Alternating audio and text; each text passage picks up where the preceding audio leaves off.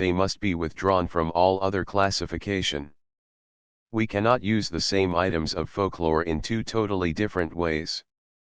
The results of withdrawal are as important as the results of allocation, and the necessity for the correct docketing of all groups of folklore is thus at once illustrated. The first point in the argument for ethnological data being discoverable in folklore is that a survey of the survivals of custom, belief, and rites in any given country shows one marked feature, which results in a dividing line being drawn as between two distinct classes. This feature is the antagonism which is discoverable in these classes. On one side of the dividing line is a set of customs, beliefs, and rites which may be grouped together because they are consistent with each other, and on the other side is another set of customs, beliefs, and rites which may be grouped together on the same ground. But between these two sets of survivals there is no agreement. They are the negations of each other. They show absolutely different conceptions of all the phases of life and thought which they represent, and it is impossible to consider that they have both come from the same culture source. I have applied the test of ethnology to such cases in Britain, and this appears to answer the difficulty which their antagonism presents. It appears to be the only answer. The subjects which show this antagonism are all of vital importance. They include friendly and inimical relations with the dead, marriage as a sacred tribal rite and marriage as a rule of polyandrous society, birth ceremonies which tell of admittance into a sacred circle of kinsmen, and birth ceremonies which breathe of revenge and hostility, the reverential treatment of the aged folk and the killing of them off, the preservation of human life as part of the tribal blood, and human sacrifice as a certain cure for all personal evils, the worship of waters as a strongly localized cult, preserved because it is local by whatsoever race or people are in occupation and in successive occupation of the locality, totemic beliefs connected with animals and plants contrasted with ideas entirely unconnected with totemism. All this, and much more which has yet to be collected and classified, reveals two distinct streams of thought which cannot by any process be taken back to one original source. This fact of definite antagonism between different sets of surviving beliefs existing together in one country leads to several very important conclusions. This is the case with the Irish SIDS. These beings are said to be scattered over Ireland, and around them assembled for worship the family or clan of the deified patron. While there were thus a number of topical deities, each in a particular spot where he was to be invoked, the deities themselves with the rest of their non-deified but blessed brother spirits had as their special abode lands of the living, the happy island or islands somewhere far away in the ocean. Now this Sid worship, we are told by Irish scholars, had nothing to do with Druidism. In fact, was quite opposed to it, the SIDS and the Druids being frequently found at variance with each other in respect to mortals. 471. This is the commencing point of the evidence which proves Druidism to have belonged to the pre-Celtic people, though finding an adopted home among them. This is so important a subject and has been so strangely and inconsistently dealt with by most authorities that it will be well to indicate where we have to search for the non-Celtic, and therefore pre-Celtic, origin of Druidism. The Druidism revealed by classical authorities is, for the most part, the Druidism of continental peoples and not of Britain, and I hesitate to accept offhand that it is proper to transfer the continental system to Britain and say that the two systems were one and the same. There is certainly no evidence from the British side which would justify such a course, and I think there is sufficient argument against it to suspend judgment until the whole subject is before us. If Professor Rees is right in concluding that Druidism is at its roots a non-Celtic religion 472, we must add to this that it was undoubtedly a non-Teutonic religion. Celts and Teutons were sufficiently near in all the elements of their civilization for this want of parallel in their relationship to Druidism to be an additional argument against the Celts having originated this cult. And then the explanation of the differences between continental and British Druidism becomes comparatively easy to understand. The continental Celts, mixing more thoroughly with the pre-Celtic Aborigines than did the British Celts, would have absorbed more of the pre-Celtic religion than the British Celts, and hence all the details which classical authorities have left us of continental Druidism appear as part of the Celtic religion, while in Britain these details are for the most part absent. But this is not all. There are certain rites in Britain noted by the early authorities which are not attached to any particular cult. They are not Druidic, they are not Celtic. They are, as a matter of fact, special examples of rites practiced in only one locality, and accordingly referred to as something extraordinary and not general. From this it is clearly correct to argue that the British Celts had in their midst a cult which, if they did not destroy, they certainly did not absorb, and that therefore this cult being non-Celtic must have been pre-Celtic. I do not wish to argue this point out further than is necessary to explain the position which, it appears to me, Druidism occupies, and I will therefore only add a note as to the authorities for the statements I have advanced. The differences between continental and British Druidism are definite and pronounced. 473 The mixture of the continental Celts with the Iberic people, which they displaced, is attested, by ancient authority and modern anthropology. 474 While the only evidence of such a mixture in Britain is the prominently recorded instance of the Picts intermarrying with the Gael. 475 And this has to be set against the close distinction between tribesmen and non-tribesmen, which is such a remarkable feature of Celtic law. 476 The existence of local cults in early Britain having all the characteristics of a ruder and more savage origin, and not identified with Celticism, is a point derived from our early authorities. 477 These are the main facts of the case, and the subject has to be worked out in considerable detail before it can be settled. There is one other primary subject which bears upon the question of race distinctions in folklore. With the fact of conquest to reckon with, the relationship of the conqueror to the conquered is a matter to consider.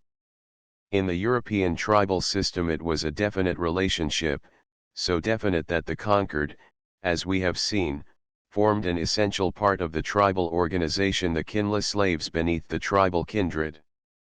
There was a place for the kinless in the tribal economy and in the tribal laws. There was also a place for them in the tribal system of belief, and the mythic influence of the conquered is a subject that needs very careful consideration. It is an influence which appears in all parts of the world. Thus, to give a few instances, in New Guinea they have no idols, and apparently no idea of a supreme being or a good spirit. Their only religious ideas consist in a belief in evil spirits. They live a life of slavish fear to these, but seem to have no idea of propitiating them by sacrifice or prayer. They believe in the deathlessness of the soul.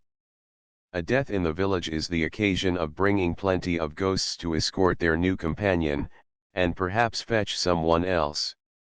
All night the friends of the deceased sit up and keep the drums going to drive away the spirits. They strike the fences and posts of houses all through the village with sticks.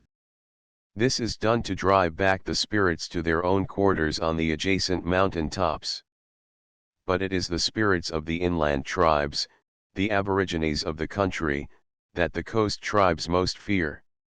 They believe, when the natives are in the neighborhood, that the whole plain is full of spirits who come with them. All calamities are attributed to the power and malice of these evil spirits.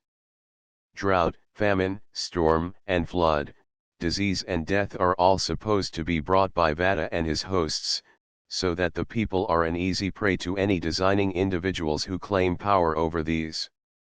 Some disease charmers and rainmakers levy heavy toll on the people. 478 It appears that the native population of New Zealand was originally composed of two different races, which have retained some of their characteristic features, although in course of time they have in all other respects become mixed, and a number of intermediate varieties have thence resulted. From the existence of two races in New Zealand, the conclusion might be drawn that the darker were the original proprietors of the soil anterior to the arrival of a stock of true Polynesian origin, that they were conquered by the latter and nearly exterminated. There is a district in the northern island, situated between Taupo and Hawke's Bay, called Urwara, consisting of steep and barren hills.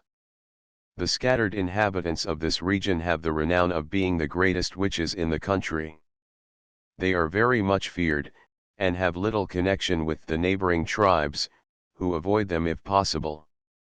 If they come to the coast, the natives there scarcely venture to refuse them anything for fear of incurring their displeasure.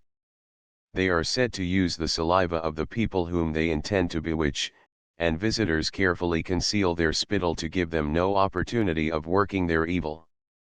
Like our witches and sorcerers of old, they appear to be a very harmless people, and but little mixed up with the quarrels of their neighbours. 479 The Australians, according to Oldfield, ascribe spirit powers to those residing north of themselves and hold them in great dread. 480 In Asia the same idea prevails among the native races.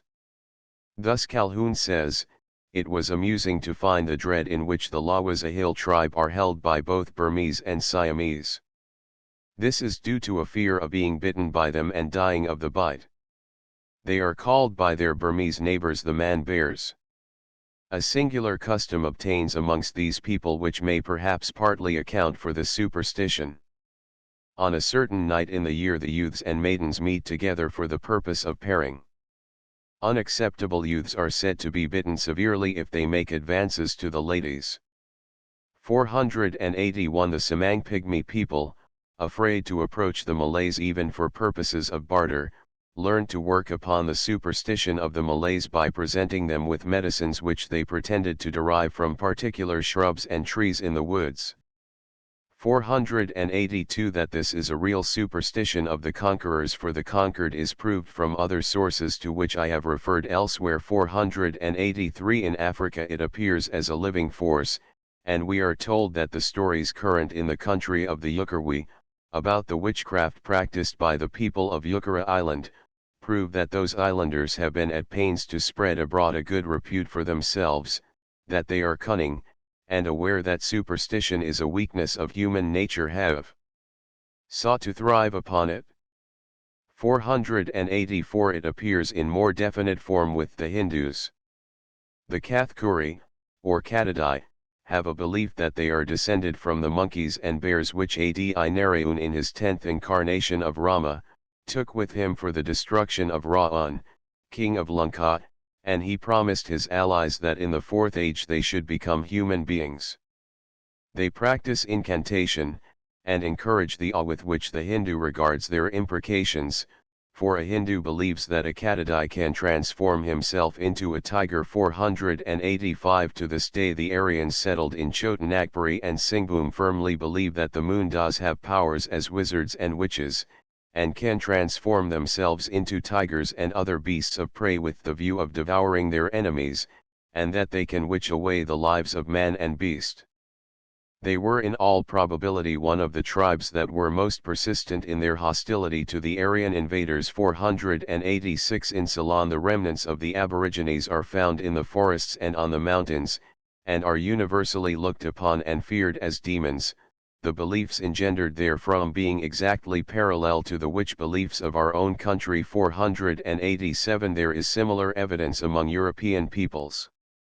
Formerly in Sweden the name of Lapp seems to have been almost synonymous with that of sorcerer, and the same was the case with Finn. The inhabitants of the southern provinces of Sweden believed their countrymen in the north to have great experience in magic. 488 The famous Gundhild, of saga renown, was believed to be a sorceress brought up among the Finns. 489 And even in respect of classical remains Mr. Ward Fowler prefers to think of the fauni as arising from the contact of the first clearers and cultivators of Italian soil with a wild aboriginal race of the hills and woods. 490 These facts are sufficient to show that the mythic influence of a conquered race is a factor which may assist in the discussion of the ethnological conditions of folklore, and it is obvious that they reveal a very powerful influence for the continuance of ancient ideas as well as for the creation of fresh examples of ancient ideas applied to new experiences. It is well in this connection to remember certain historical facts connected with the settlement of the English in Britain. From Freeman's Old English History it appears that at the beginning of the 7th century the tract of country which the English then ruled over south of the Humber, coincided almost exactly with the boundary of the Gaulish portion of Britain, as distinct from non-Aryan Britain. This apparent recognition of Celtic landmarks, says Professor Rees, by the later invaders, is a fact, the historical and political significance of which I leave to be weighed by others. 491 And I venture to suggest that one important result is to show Britain to have contained an Aryan culture ground and a non-Aryan culture ground. If we try to step from one to the other we quickly discover the mythic relationship of conqueror to the conquered. Seen from the life of St. Guthlic showing the attacks of the demons thus in the Anglo-Saxon life of St. Guthlic we have an interesting glimpse into the conditions of the country and the attitude of the two hostile races, Celts and Teutons, to each other. There is in Britain a fen of immense size which begins from the river Granta, not far from the city, which is named Grantchester. A man named Tatwine said that he knew an island especially obscure, which ofttimes many men had attempted to inhabit, but no man could do it on account of manifold horrors and fears, and the loneliness of the wild wilderness. No man ever could inhabit it before the holy man Guthlic came thither on account of the dwelling of the accursed spirits there. There was on the island a great mound raised upon the earth, which same of your men had dug and broken up in hopes of treasure. Then in the stillness of the night it happened suddenly that there came great hosts of the accursed spirits, and they filled the house with their coming, and they poured in on every side from above and beneath and everywhere. They were in countenance horrible, and they had great heads and a long neck and lean visage, they were filthy and squalid in their beards, and they had rough ears and distorted face, and fierce eyes and foul mouths, and their teeth were like horses' tusks, and their throats were filled with flame, and they were grating in their voice, they had crooked shanks and knees, big and great behind, and distorted toes, and shrieked hoarsely with their voices, and they came with such immoderate noises and immense horror that it seemed to him that all between heaven and earth resounded with their dreadful cries. Without delay, when they were come into the house, they soon bound the holy man in all his limbs, and they pulled and led him out of the cottage and brought him to the black fen and threw and sunk him in the muddy waters. After that they brought him to the wild places of the wilderness, among the dense thickets of brambles that all his body was torn. After they had a long time thus tormented him in darkness they let him abide and stand a while, then commanded him to depart from the wilderness, or if he would not do so they would torment and try him with greater plagues. 492 These doings are not sufficiently remote from sober fact for us to be unable to detect human enemies in the supposed beings of the spirit world, and this conclusion is confirmed by a later passage in the same narrative describing Guthlic awakened from his sleep and hearing a great host of the accursed spirits speaking in British and he knew and understood their words because he had been erewhile in exile among them. 493 Guthlic in England is only experiencing what other saints experienced elsewhere. 494 And we cannot doubt we have in these reminiscences of saintly experience that mixture of fact with traditional belief which would follow the priests of the new religions from their native homes to the cell. It is necessary to consider another great element in human life with reference to its ethnological value, for folklore has always been intimately associated with it, and recently, owing to Mr. Fraser's brilliant researches, this branch of folklore has been almost unduly accentuated. I mean, of course, agriculture. Mr. Fraser has ignored the ethnological side of agriculture, and it has been appropriated by the student of economics as a purely historical institution. This has caused a special position to be given to agricultural rites and customs almost without question and certainly without examination, and it will be necessary to go rather closely into the subject in order to clear up the difficulties which present neglect has produced.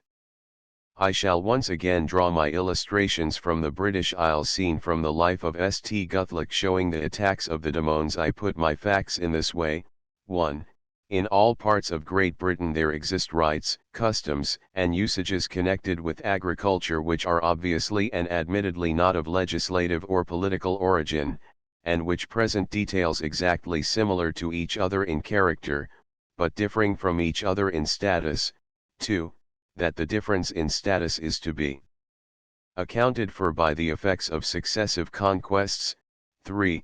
That the identity in character is not to be accounted for by reference to monoreal history, because the area of monoreal institutions is not coincident with the area of these rites, customs, and usages.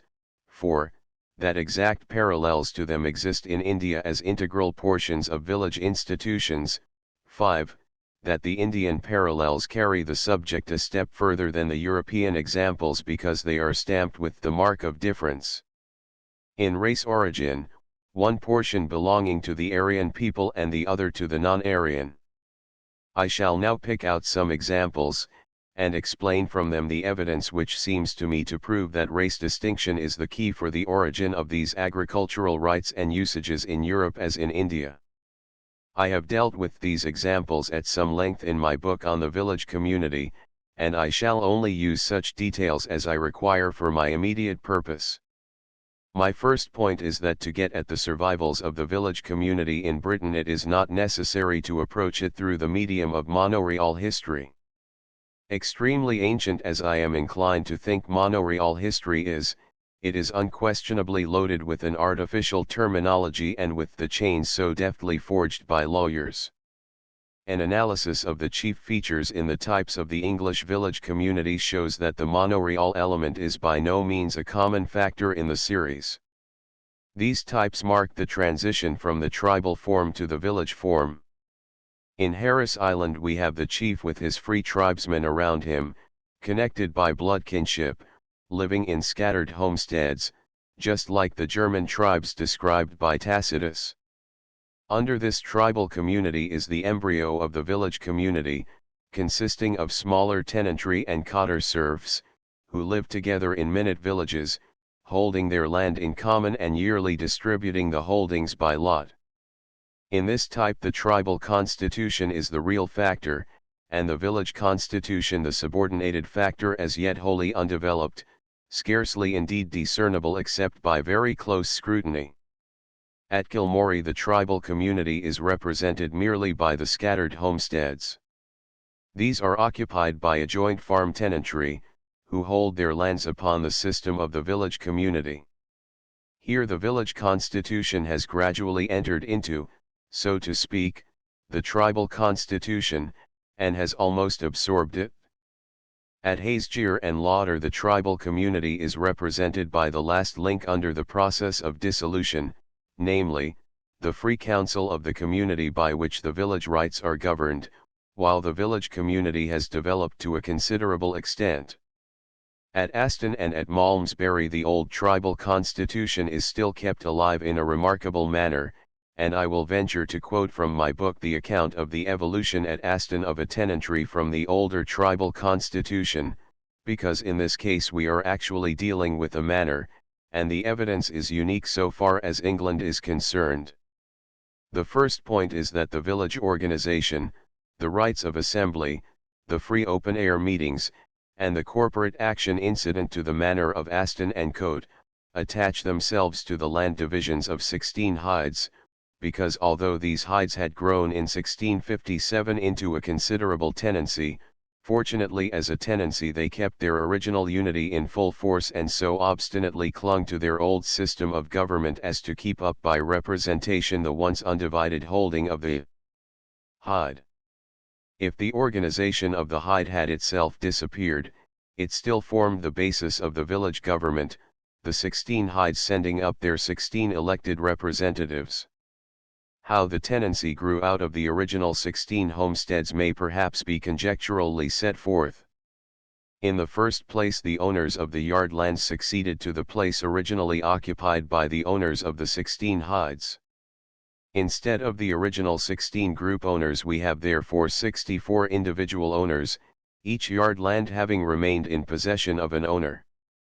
And then at succeeding stages of this dissolution we find the yard lands broken up until, in 1848, some farmers of Aston have only half or even a quarter of a yard land, while some have as many as 10 or 11 yard lands in their single occupation.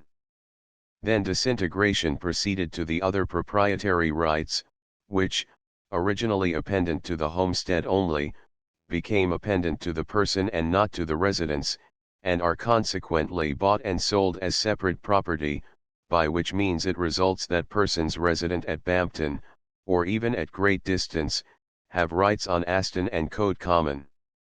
And finally we lose all trace of the system, as described by Mr. Horde and as depicted by the representative character of the 16ths, and in its place find that there are some tenants who have rights in the common field and not in the pasture, and vice versa several occupiers have the right of pasture who do not possess any portion of arable land in the common field, so that both yard lands and hides have now disappeared, and absolute ownership of land has taken their place. Mr. Horde's Ms. enables us to proceed back from modern tenancy holding to the holding by yard lands. The rights of election in the yard lands enable us to proceed back to the original holding of the 16 hides. At Hitchin, which is Mr. Seebohm's famous example, we meet with the monoreal type. But its features are in no way peculiar. There is nothing which has not its counterpart, in more or less well-defined degree, in the other types which are not monoreal. In short, the monoreal framework within which it is enclosed does little more than fix the details into an immovable setting, accentuating some at the expense of others, legalizing everything so as to bring it all under the iron sovereignty which was inaugurated by the Angevin kings. My suggestion is that these examples are but varying types of one original. The Teutonic people, and their Celtic predecessors, came to Britain with a tribal, not an agricultural, constitution. In the outlying parts of the land this tribal constitution settled down, and was only slightly affected by the economical conditions of the people they found there. In the more thickly populated parts this tribal constitution was superimposed upon an already existing village constitution in full vigor. We, therefore, find the tribal constitution everywhere in almost perfect condition in the north, in Wales and in Ireland, in less perfect condition in England. We also find the village constitution everywhere in almost embryo form in the north, Wales, and in Ireland, in full vigor and force in England, especially in that area which, as already noted, has been identified as the constant occupation ground of all the races who have settled in Britain. Now the factor which is most apparent in all these cases is the singular dual constitution which I have called tribal and village. It is only when we get to such cases as Rothwell and Hitchin that almost all traces of the tribal element are lost, the village element only remaining. But inasmuch as this village element is identical in kind, if not in degree, with the village element in the other types, and inasmuch as topographically they are closely connected, we are, I contend, justified in concluding that it is derived from the same original, an original which was composed of a tribal community with a village community in serfdom under it. This dual element should, I think, be translated into terms of ethnology by appealing to the parallel evidence of India.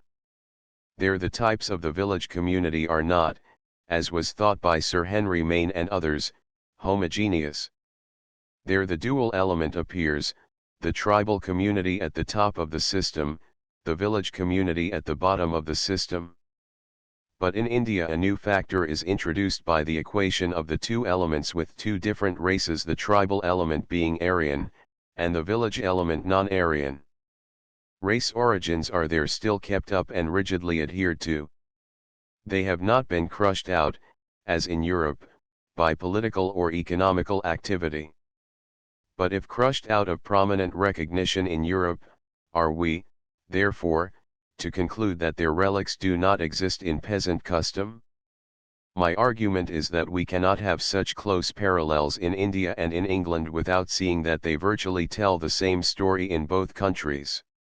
It would require a great deal to prove that customs, which in India belong now to non-Aryan Aborigines and are rejected by the Aryans, are in Europe the heritage of the Aryan race. The objections to my theory have been formulated by Mr. Ashley, who follows Mr. Sebum and M. Fustel de Kalangis as an adherent of the chronological method of studying institutions. Like the old school of antiquaries, this new school of investigators into the history of institutions gets back to the period of Roman history, and there stops. Mr. Ashley suggests that because Caesar describes the Celtic Britons as pastoral, therefore agriculture in Britain must be post-Celtic. I will not stop to raise the question as to who were the tribes from which Caesar obtained his evidence. But it will suffice to point out that if Caesar is speaking of the Aryan Celts of Britain, and this much seems certain, he only proves of them what Tacitus proves of the Aryan Teutons, what the sagas prove of the Aryan Scandinavians, what the Vedas prove of the Aryan Indians, what philology, in short, proves of the primitive Aryans generally, namely, that they were distinctly hunters and warriors, and hated and despised the tillers of the soil. It does not, in point of fact, then, help the question as to the origin of agricultural rites and usages to turn to Aryan history at all. In this emergency Roman history is appealed to. But this is just one of those cases where a small portion of the facts are squeezed in to do duty for the whole. Both M. Fustel de Kalangis and Mr. Sebum think that if a Roman origin can be prima facie shown for the economical side of agricultural institutions, there is nothing more to be said. But they leave out of consideration a whole set of connected institutions. Readers of Mr. Fraser's Golden Bough are now in possession of facts which it would take a very long time to explain. They see that side by side with agricultural economics is agricultural religion, of great rudeness and barbarity, of considerable complexity, and bearing the stamp of immense antiquity. The same villagers who were the observers of those rules of economics which are thought to be due to Roman origin were also observers of ritual and usages which are known to be savage in theory and practice. Must we, then, say that all this ritual and usage are Roman? Or must we go on ignoring them as elements in the argument as to the origin of agricultural institutions? One or the other of these alternatives must, I contend, be accepted by the inquirer. Because the state has chosen or been compelled for political reasons to lift up peasant economics into monoreal legal rules, thus forcibly divorcing this portion of peasant life from its natural associations, there is no reason why students should fix upon this arbitrary proceeding as the point at which to begin their examination into the origin of village agriculture. Monoreal tenants pay their dues to the Lord, lot out their lands in intermixed strips, cultivate in common, and perform generally all those interesting functions of village life with which Mr. Sebum has made us familiar. But, in close and intimate connection with these self-same agricultural economical proceedings, it is the same body of monoreal tenants who perform irrational and rude customs, who carry the last sheaf of corn represented in human or animal form, who sacrifice animals to their earth deities, who carry fire round fields and crops, who, in a scarcely disguised ritual, still worship deities which there is little difficulty in recognizing as the counterparts of those religious goddesses of India who are worshipped and venerated by non-Aryan votaries. Christianity has not followed the lead of politics, and lifted all this portion of peasant agricultural life into something that is religious and definite. And because it remains sanctioned by tradition, we must, in considering origins, take it into account in conjunction with those economic practices which have been unduly emphasized in the history of village institutions. In India, primitive economics and religion go hand in hand as part of the village life of the people. In England, primitive economics and survivals of old religions, which we call folklore, go hand in hand as part of the village life of the people. And it is not in the province of students to separate one from the other when they are considering the question of origin. This is practically the whole of my argument from the folklore point of view. But it is not the whole of the argument against the theory of the Roman origin of the village community. I cannot on this occasion restate what this argument is, as it is set forth at some length in my book. But I should like to point out that it is in reality supported by arguments to be drawn from ethnological facts. Mr. Ashley surrenders to my view of the question the important point that ethnological data, derived from craniological investigation, fit in very readily with the supposition that under the Celtic, and therefore under the Roman rule, the cultivating class was largely composed of the pre-Celtic race, and allows us to believe that the agricultural population was but little disturbed. Economically, it was certainly not disturbed by the Romans.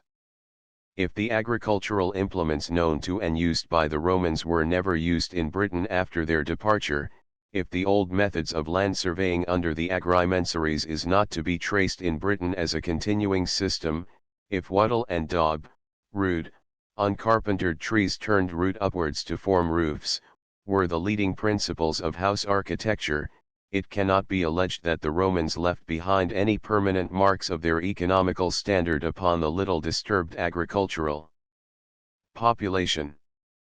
Why, then, should they be credited with the introduction of a system of lordship and serf-bound tenants, when both lordship and serfdom are to be traced in lands where Roman power has never penetrated, under conditions almost exactly similar to the feudal elements in Europe?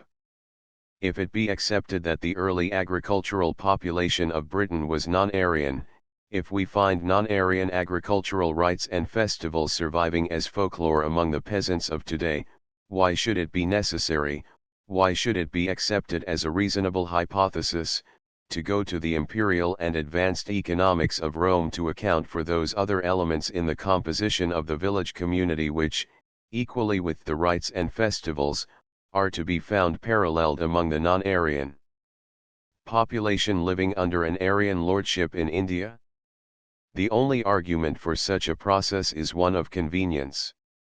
It does so happen that the Roman theory may account for some of the English phenomena. But, then, the Celtic and Teutonic, or Aryan theory also accounts for the same English phenomena, and, what is more, it accounts for other phenomena not reckoned by the Roman theory.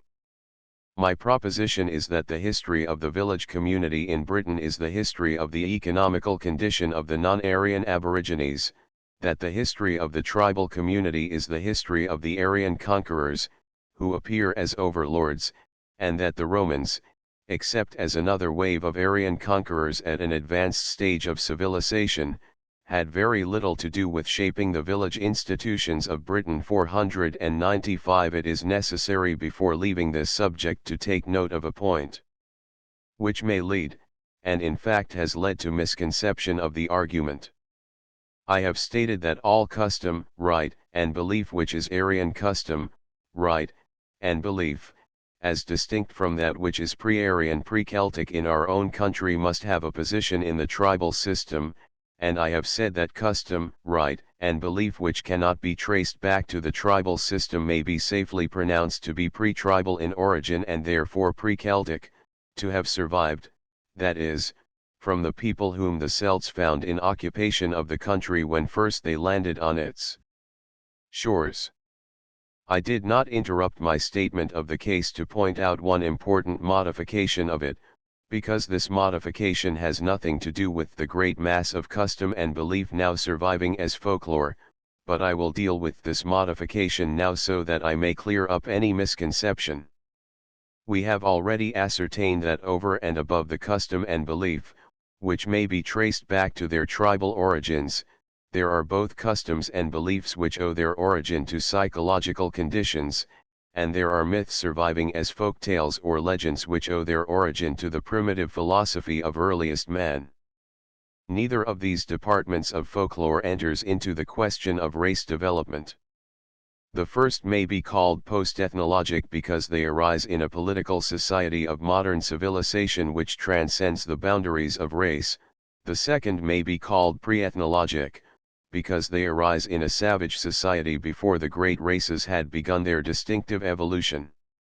The point about this class of belief is that it has never been called upon to do duty for social improvement and organization, has never been specialized by the Celt or Teuton in Europe, nor by other branches of the same race. The myth alone of these two groups of folklore could have had an ethnological influence, and this must have been very slight. It remained in the mind of Aryan man, but has never descended to the arena of his practical life. It has influenced his practical life indirectly, of course, but it has never become a brick in the building up of his practical life. This distinction between custom and belief which are tribal and custom and belief which are not tribal, is of vast importance. It has been urged against the classification of custom, rite, and belief into ethnological groups that it does not allow for the presence of a great mass of belief, primitive in character and undoubtedly Aryan, if not in origin at all events in fact. The objection is not valid. The custom, rite, and belief which can be classified as distinctively Aryan is that portion of the whole corpus of primitive custom, rite, and belief, which was used by the Aryan-speaking folk in the building up of their tribal organization. They divorced it by this use from the general primitive conceptions, and developed it along special lines. It is in its special characteristics that this belief belongs to the tribal system of the Aryans, not in its general characteristics. Not every custom, rite, and belief was so used and developed. The specialization caused the deliberate rejection or neglect of much custom, rite, and belief which was opposed to the new order of things, and did not affect the practical doings of Aryan life. There are thus three elements to consider: 1. The custom, rite, and belief specialized by the Aryan-speaking people in the formation and development of their tribal system; 2. The custom, rite, and belief rejected or neglected by the Aryan tribesmen; and 3. The belief which was not affected by or used for the tribal development, but which, not being directly antagonistic to it, remained with the primitive Aryan folk as survivals of their science and philosophy. For ethnological purposes we have only to do with the first group. It is definite, and it is capable of definite recognition within the tribe. When once it was brought into the tribal system it ceased to exist in the form in which it was known to general savage belief, it developed highly specialized forms, took its part in the formation of a great social force, a great fighting and conquering force, a great migratory force. In accomplishing this task it grew into a solid system, each part in touch with all other parts, each part an essential factor in the ever-active forces which it helped to fashion and control. It is in this wise that we must study its survivals wherever they are to be found, and the study must be concentrated within certain definite ethnographic areas. If I were to pursue the subject and choose for my study the folklore of Britain, I should have to object to the treatment accorded to British custom, rite, and belief by even so great an authority as Mr. Fraser, because they are used not as parts of a tribal system but as mere detritus of a primitive system of science, or philosophy. According to my views they had long since become separated from any such system, and it is placing them in a wrong perspective, giving them a false value, associating them with elements to which they have no affinity, to divorce them from their tribal connection. The custom, rite, and belief which were tribal, when they were brought to their present ethnographic area, cannot be considered in the varied forms of their survival except by restoration to the tribal organization from which they were torn when they began their life as survivals. What I have endeavored to explain in this way are the principles which should govern folklore research in relation to ethnological conditions. The differing races which made up the peoples of Europe before the era of political history must have left their distinctive remains in folklore, if folklore is rightly considered as the traditional survivals of the prehistory period. To get at and classify these remains we must be clear as to the problems which surround inquiry into them. The solution of these problems will place us in possession of a mass of survivals in folklore which are naturally associated with each other, and which stand apart from other survivals also naturally associated with each other. In these two masses we may detect the main influences of the great tribal races and the non-tribal races. We cannot, I think, get much beyond this. We may, perhaps, here and there, detect smaller race divisions, Celtic, Teutonic, Scandinavian, or other distinctions, according to the area of investigation, but these will be less apparent, less determinable, and will not be so valuable to historical science as the larger division.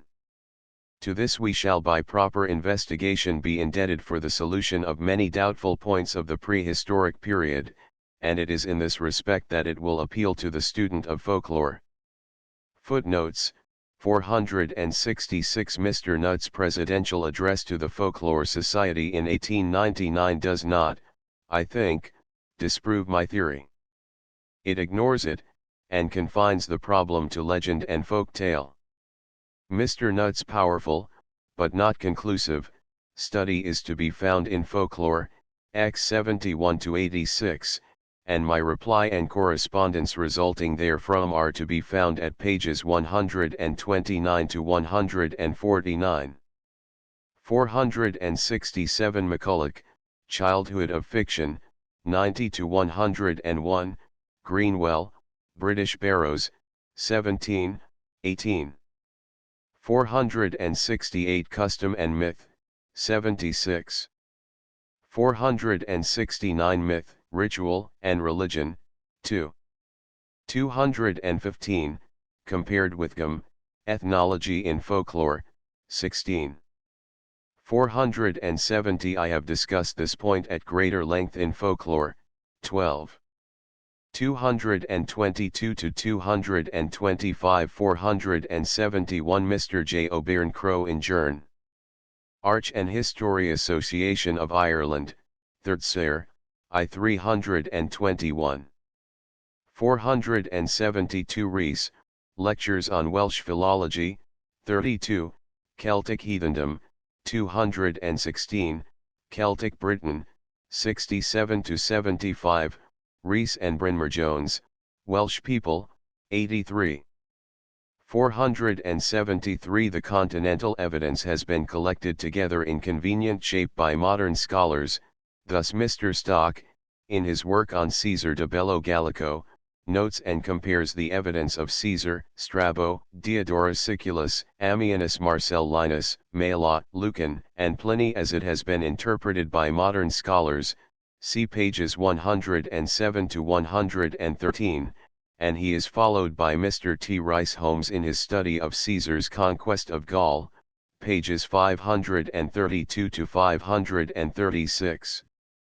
The Druidic cult of belief in immortality, metempsychosis, ritual of the grove, augury, human sacrifice, is all set out and discussed. These are the continental Druidic beliefs and practices, and they may be compared with the Druidic Irish beliefs and practices in Eugene O'Curry's Manners and Customs of the Ancient Irish, Lecture 9. And X Volume 2. Pages 179-228, and Dr. Joyce's Social History of Ancient Ireland, I 219-248, where the points of agreement and difference between Irish and Gaulish Druids are discussed. Mr. Elton notices the difference between the continental and the British Druids, but ascribes it to unequal development. Origins of ENG History, 267-268. Caesar's well-known account of the wickerwork sacrifice is very circumstantial. It is not repeated by either Diodorus or Strabo, who both refer to individual human sacrifice. Pliny introduces the mistletoe, oak, and serpent cults, and the other three authorities are apparently dependent upon their predecessors. 474 The mixture of Celt and Iberian is very ably dealt with by Mr. Holmes in his Caesar's Conquest of Gaul, pages 245 to 322, and by Ripley, Races of Europe, 461, 467, together with Cap. 7 and 12, see also Sergi, Mediterranean Race, Cap. 12 475. The intermarrying of the Picts with the Celts of the district they conquered is mentioned in all the chronicles as an important and significant rite, which determined the succession to the Pictish throne through the female side. Skene's Chronicles of the Picts and Scots, 40, 45, 126, 319, 328, 329. Beta, ICAP. I, mentions female succession. Skene discusses this point in Celtic Scotland, I 232 to 235, and MacLennan includes it in his Evidence from Anthropological Data, Studies in ANC History, 99. 476. Mr. Seebohm is the best authority for the importance of the non-tribesman in Celtic law, Tribal System in Wales, 54 to 60. 477. The local cults in Great Britain which are not Celtic in form, and do not seem to be connected with Celtic religion on any analogy, are those relating to Crom Cruach, referred to in the tripartite life of St. Patrick, see Whitley Stokes in Review Celtici, I 260, 1635 to 36, O'Curry, Ms. Materials of ANC Irish History, 538 to 9, Joyce, Social History of Ancient Ireland, I 275 to 276, Rees, Celtic Heathendom, 200 to 201. I do not follow Rees in his identification of this cult as a part of the ceremonies on mounds, and suggest that Mr. Barry in his Life of St. Patrick, 123 to 125, gives the clue to the purely local character of this idol worship which I claim for it. Similarly, the overthrow of the temple at Goodmanham, Godmundingham, described by Beta, 2. Cap. 13, with its priest who was not allowed to carry arms, or to ride on any but a mare, is the destruction of a successful local cult, not of a national or tribal religion.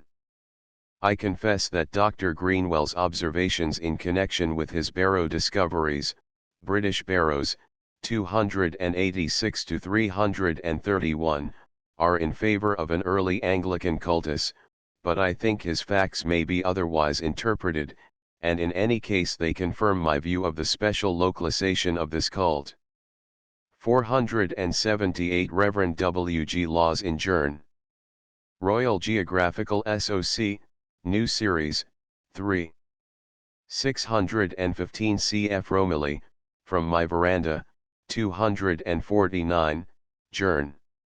Indian Archipelago 6. 310, 329. 479. Diefenbach, Travels in New Zealand, 2. 7, 10, 59.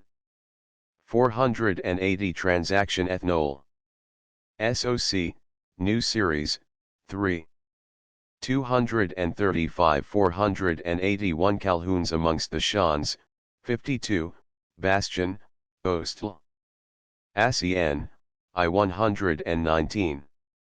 482. Skeet and Blagden, Pagan Races of the Malay Peninsula, I 228, and compare Reverend P. Favre, Account of Wild Tribes of the Malayan Peninsula, Paris, 1865, p. 95.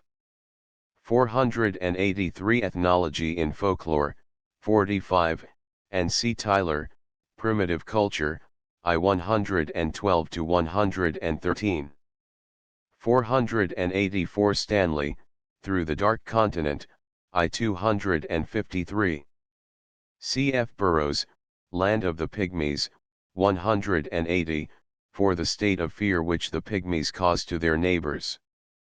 485. Latham, Descriptive Ethnology, 2. 457 486 Journ. As SOC Bengal, 1866, 2. 158, see also Geiger, Civilization of Eastern Iranians, I-20-21. 487 Journ. Ceylon as SOC, 1865-1866, p3. Journ. IND Archipelago, I-328, Tenant, Ceylon, I-331, J. F. Campbell, My Circular Notes, 155-157. 488 Landman, Origin of Priesthood, p. 82, quoting the original authorities. 489 Vigfussen and Powell, Corpus Boreal, 2. 38, and CI 408. 490 Roman Festivals, 264. 491 Rees, Lectures on Welsh Philology, 196. 492 Life of Saint Guthlic, by Felix of Crowland, edit. C. W. Goodwin, pages 21, 23, 27, 35. 493 Life of Saint Guthlic, p. 43. 494 Wright, Essays on Popular Superstitions of the Middle Ages, 2. 4-10 495 The substance of this part of my subject, with more elaboration in detail, is taken from a paper I contributed to the Transactions of the Folklore Congress, 1891.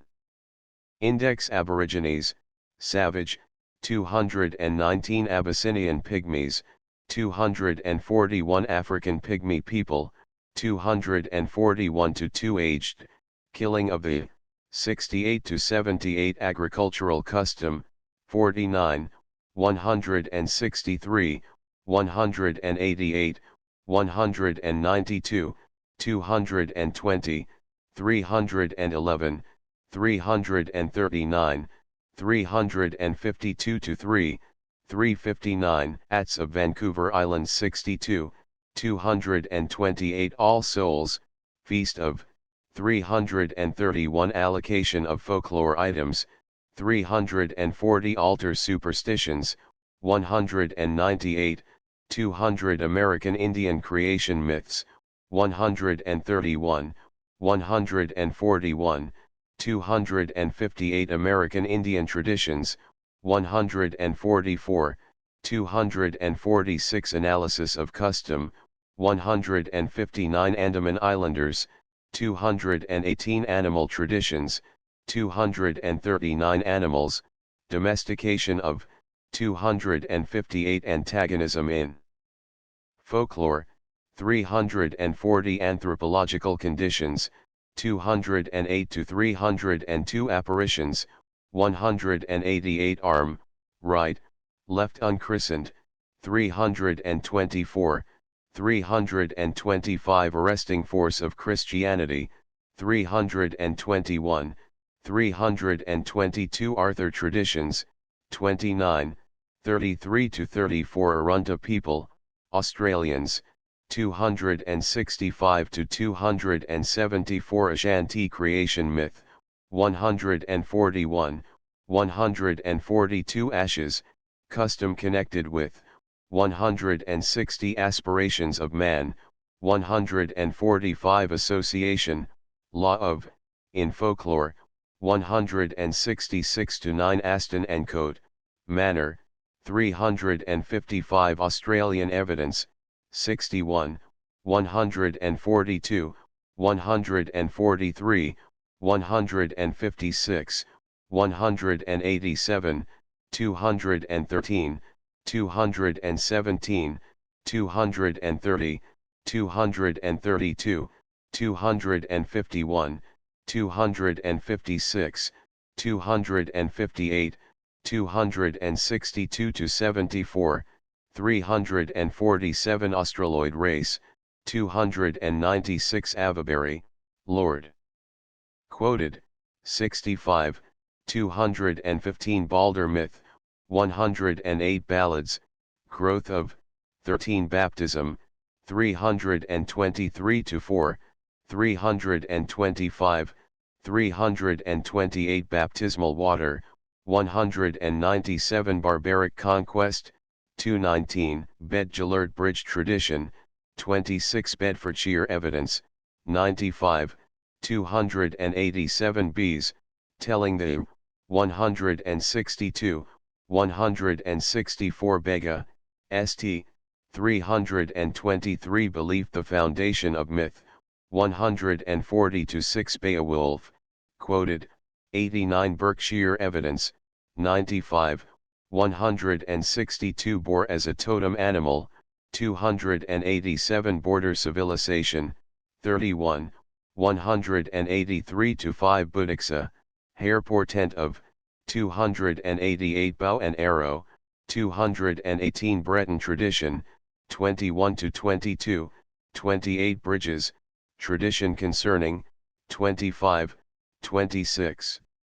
Britain, totemism in, 276 to 96 Buckinghamshire evidence, 162 Bull, White, ceremony, 161 Bunt, Willis, quoted, 118 Burial superstition, 198, 324, 339 Burmese evidence, 347 Berry, J.B., quoted, 35, 345 Bushman dances, 141 Caesar, food taboos in Britain, 286 to 91 Canary Islanders, custom, 325 Catskin story, 59 to 66 Cattle, telling of death to, 162 Celtic mythology, 103 Celtic tribes of Britain,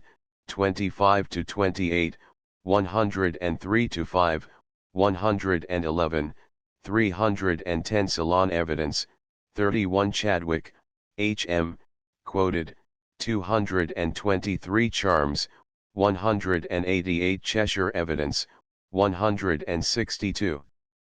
Child relationship to parents, 232 Child thought, 186, 187 Child Roland story, 314 to 15 Children not related to parents, 61, 268, 271 Christianity and paganism, 320 to 37 Church ceremony of marriage, 90 to 1 Church, sacred character of objects and buildings, 197 to 9 Churning superstition, 202 Civil War pamphlets, 195 Claddagh fisherfolk, 279 clan songs, 97 class system in Australian totemism, 264, 265, 270, 272 classification, false, of folklore, 166 Clonmel witch case, 205 club, for killing the aged. 74 to 76 Cock as a totem animal, 286, 289 Comparative folklore, 170 to 9 Conjectural method of inquiry, 225 to 6, 239, 250 Conquered, mythic influence of, 345 to 9 Conscious use of experience or observation, 211, 212 Conquest in man's history, 219 Cook, A.B., quoted, 106, 108 Cornwall evidence, 20, 55, 162, 164, 193, 196, 324 Crawley, E., quoted, 155 Crayford legend, 43 creation myths, 130 to 9 Krom Kruach, 344 Cuchulainn, totem descent of, 286 Curedale hoard of coins, 30 to 31 Cumberland evidence, 162, 184. 323 custom, belief, and right, 10, 123, 125, 154 to 70 Sinuit, fight with Danes at, 5 to 6 Danish conquest in tradition, 22, 31, 41, 192 Darwin, c. quoted, 213, 224, 247 death beliefs, 191 to 2 death, telling of, to bees, 162 decay the principal force in folklore, 157 to 9, 319 definitions, 129 Demeter temple custom, 150 Derbyshire evidence, 162 descent, use of the term, 270 Devonshire evidence, 5, 95, 96, 324 differential evolution, 228 diffusion of folk tales, 153 dog as a totem animal, 286 doom rings. 323 doors, decoration of, 334 Dorsetshire evidence, 45, 94 dreams, 13 to 20, 188 Druidism, 341, 342 to 4 duplication of myth, 33, 34 Durham evidence, 162, 184, 324 Eastertide, 328 Economic influences upon early man, 219, 257 Egyptian civilization, 108 Elton, c.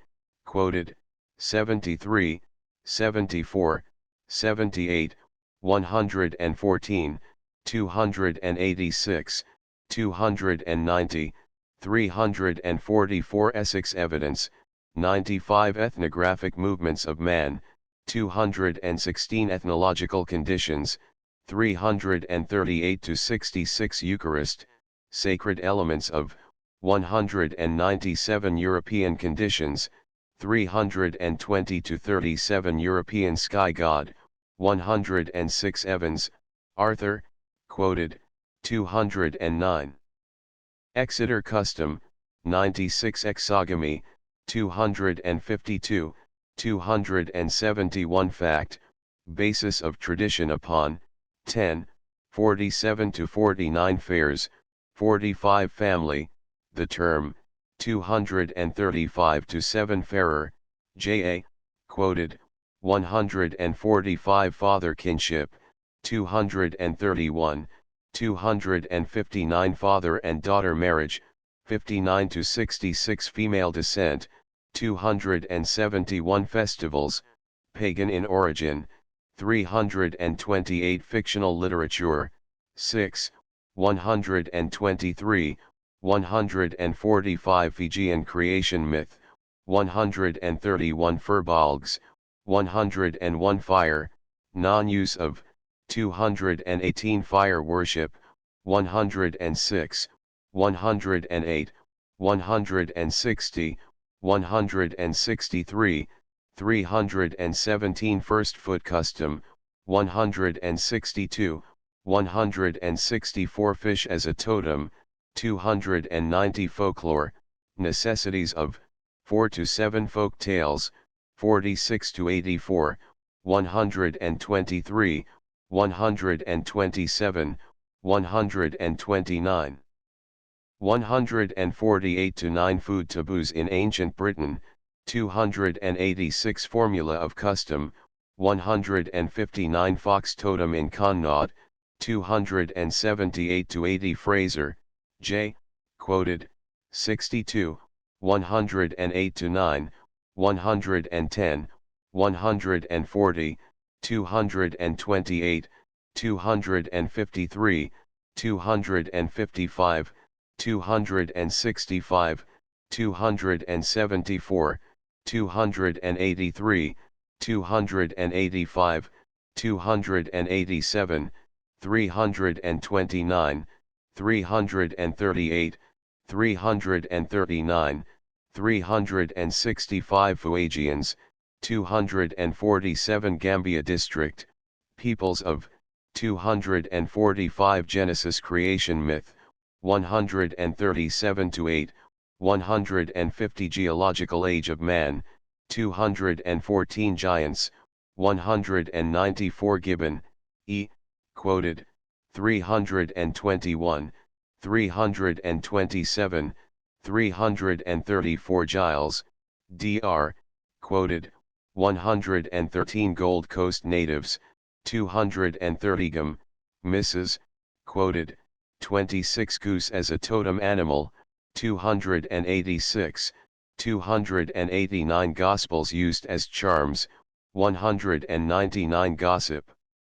Meaning of, 278 Gregory, Pope, Letter of, to Mellitus, 329-30 Greek Totemism, 275 Greek Laws, 85, 86, 87, 88 Gray, Sir George, Quoted, 143 Grierson, PJH, Quoted, 45, 230 Grimm, Quoted, 7, 78-81, 327-8 Group, Human, the unit of anthropological work, 234 Guthlick, St.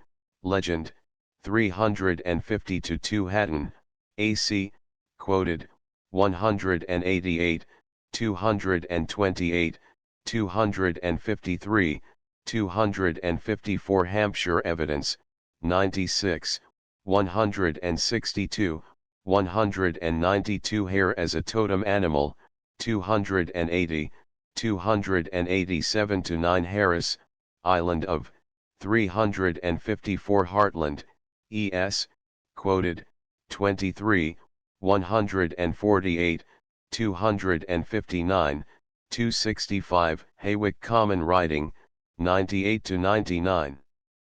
Hebrew Creation Myth, 137-8 Hereward in History and Tradition, 35-40 Historians, Neglect of Folklore, 110-20 Historical Material, 2-4 History and Folklore, 1-122, 315 Holy, the Word, 317 Holy Mall, 74 Horde, Type of Society, 225 Hostility among primitive groups of mankind, 264 Howitt, A.W., Quoted, 142, 230 Hunting Stage of Society, 220 Huxley, Th., Quoted, 138 Idols in Christian Churches, 328 Indian Evidence, 13, 27, 31, 52,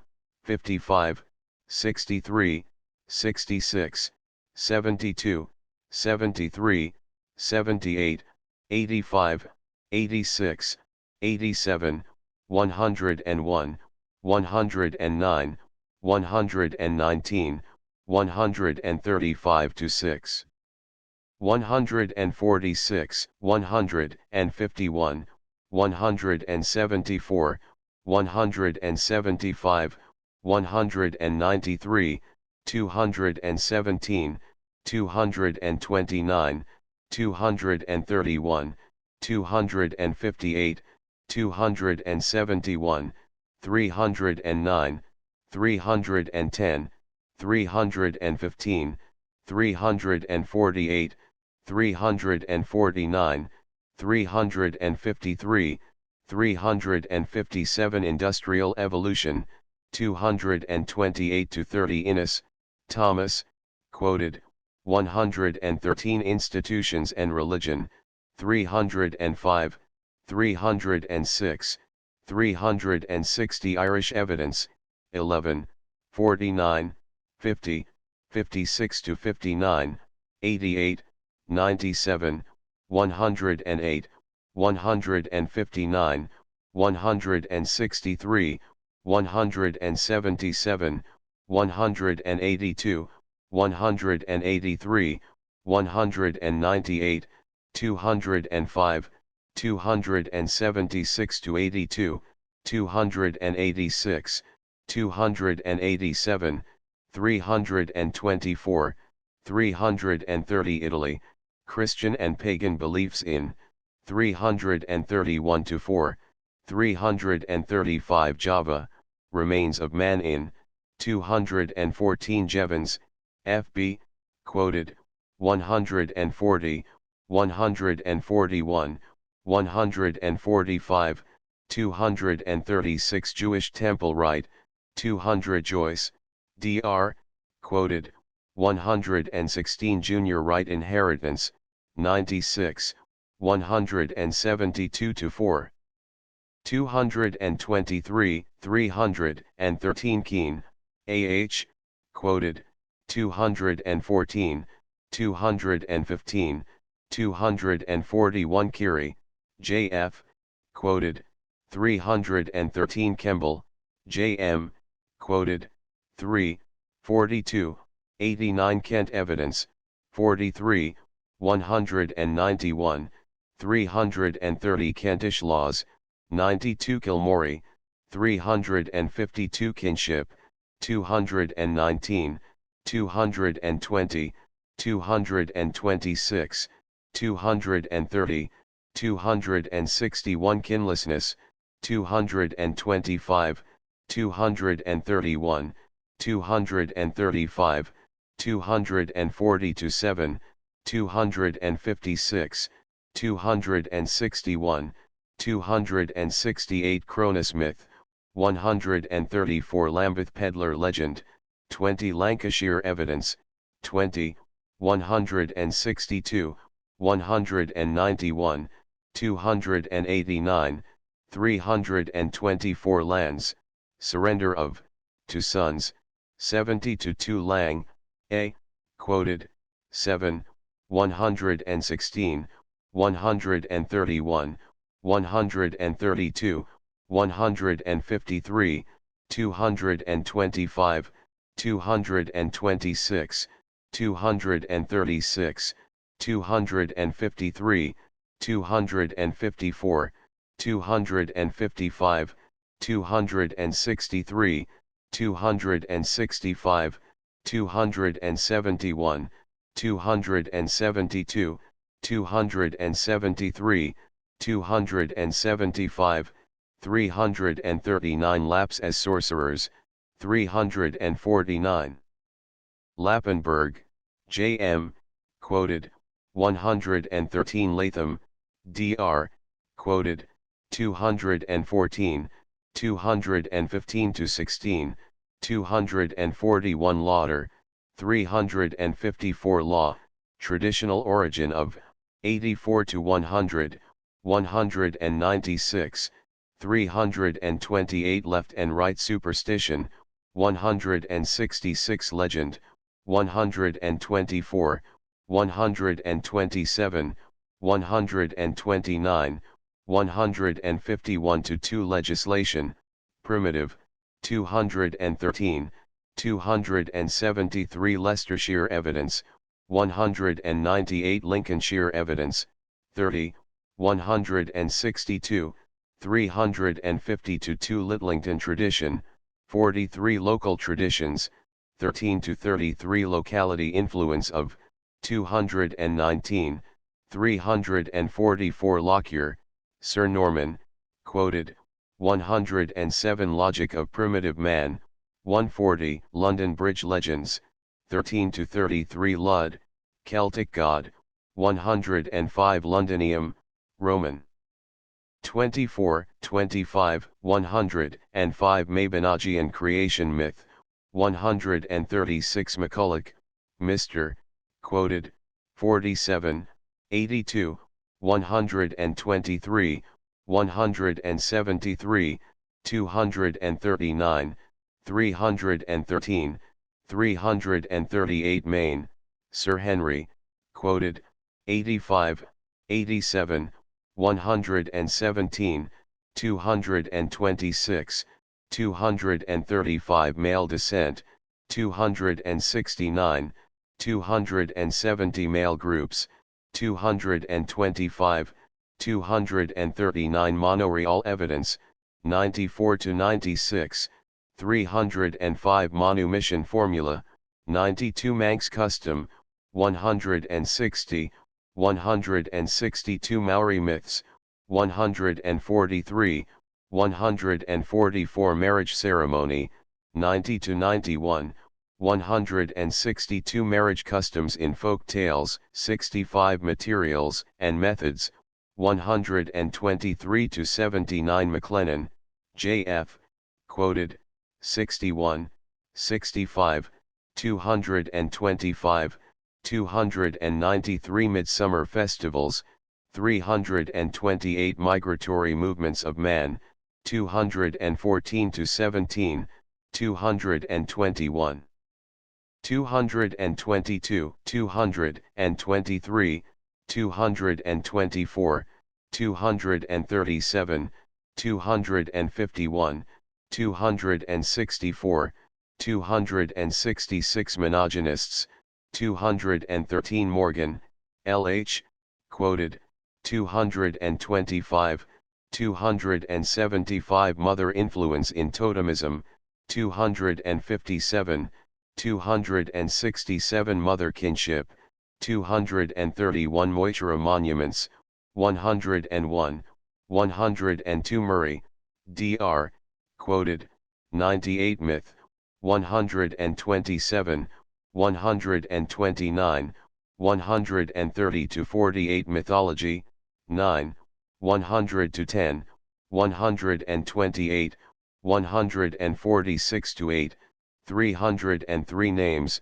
totem, origin of, 260 natural objects, interpretation of, 193 neglect of observation, 231 Neolithic burial custom, 339 New Guinea evidence, 345 New Zealand myths, 131, 132 to 3, 190, 217, 346 Nicholson, Dr., quoted, 172, 173 Nod, Celtic.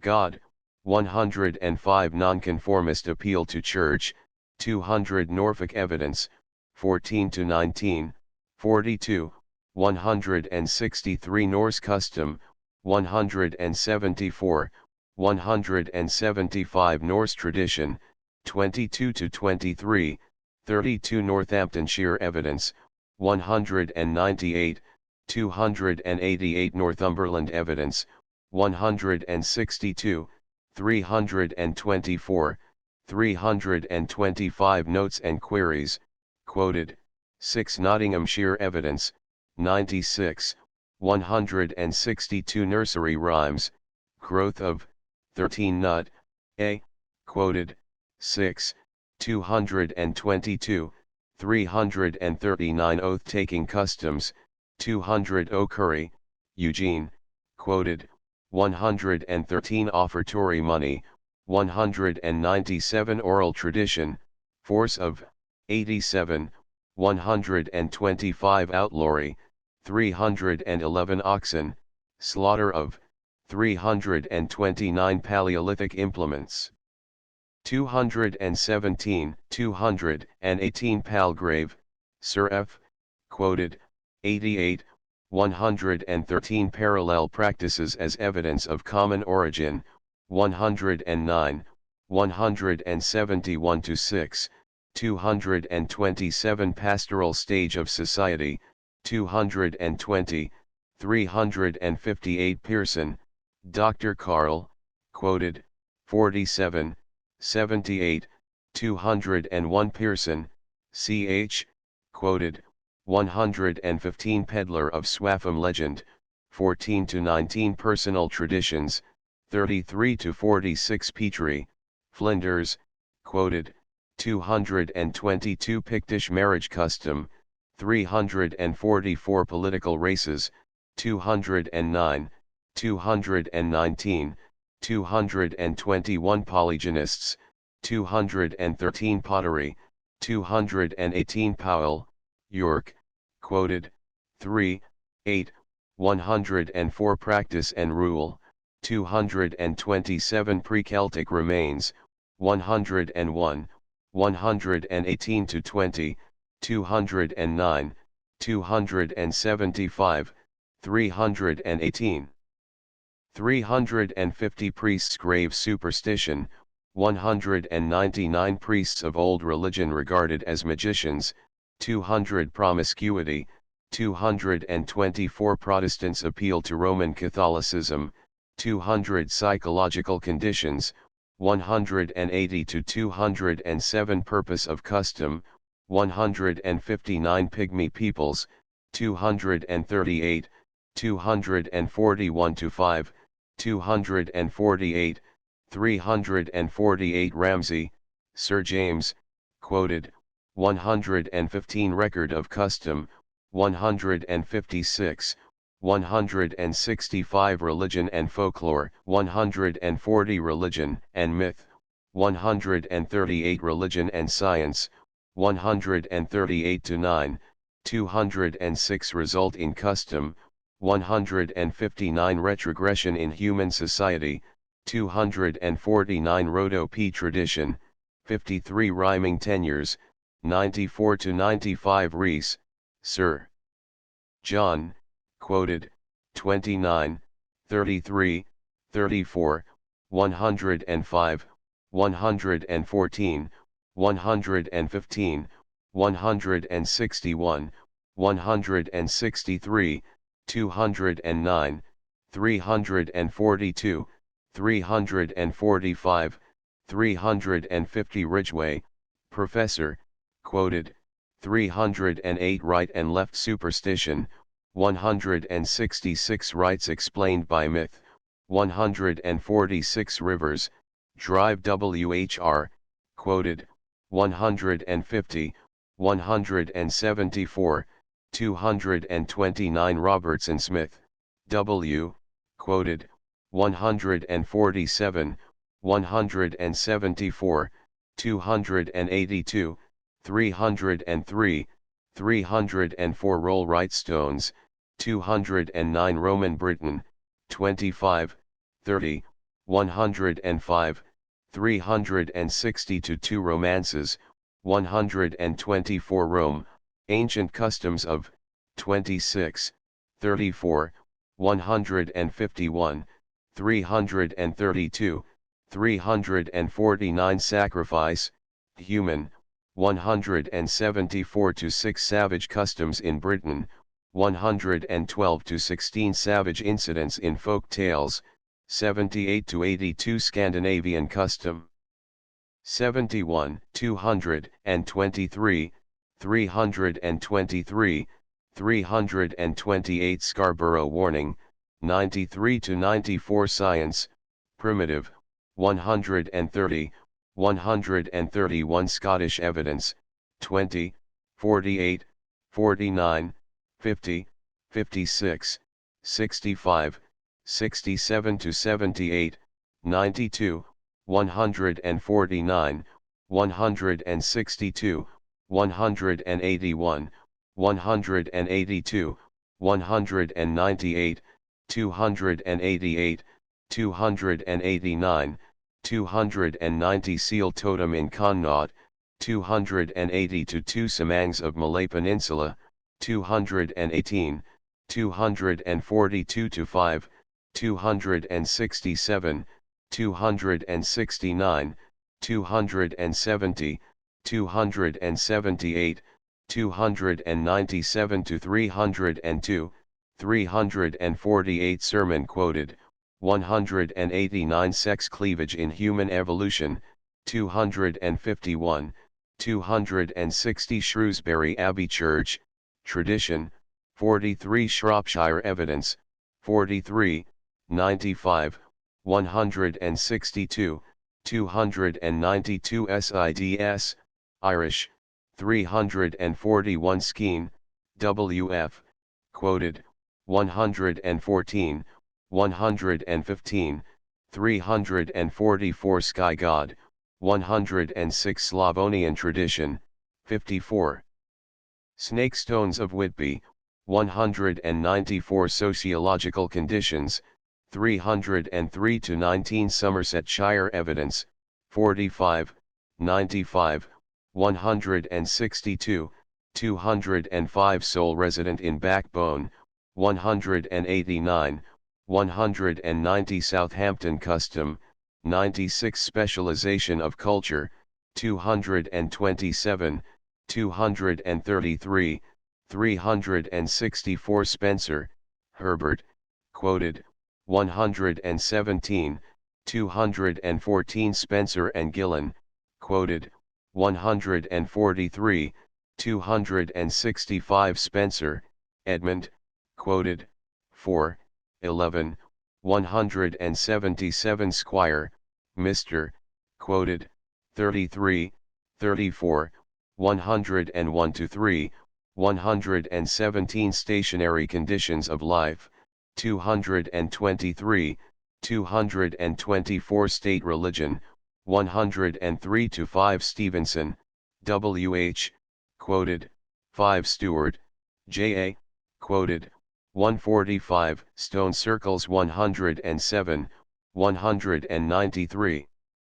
194 Stonehenge, 107, 209 Suffolk Evidence, 161, 162, 192 Sullivan, W.R., quoted, 113, 120 Surrey Evidence, 20, 162 Survivals, 154 to 5, 319, 336 Sussex Evidence, 41, 162 Tappy, Tussie, 92 Telling Tales, 149 Teutonic Religion, 104 Teutonic Tribes, 310 Thomas, N.W., quoted, 214, 226, 232, 236, 265 Threshold Custom, 159, 334 Toad in Witchcraft, 203 Todas, Loss of Myth by, 150 Totemism, 209 to 10, 252, 203 to 61,